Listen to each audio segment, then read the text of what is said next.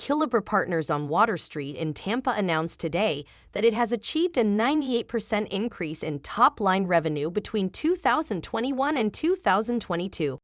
This significant growth is largely attributed to the success of the company's Microsoft Power Platform solutions, driven by Power Apps and Power BI.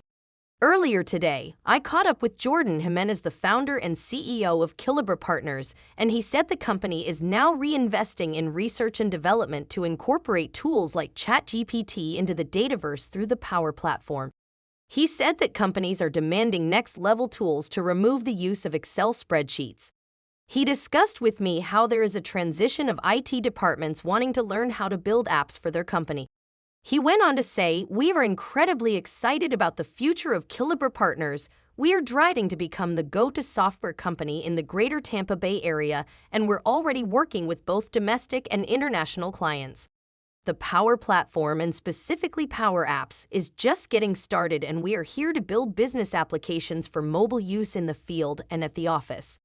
The company recently launched an organized video library on its website to help educate companies. Their forecast for 2023 already exceeds 2022 revenue, and Culebra Partners is making its claim as a technology powerhouse on Water Street.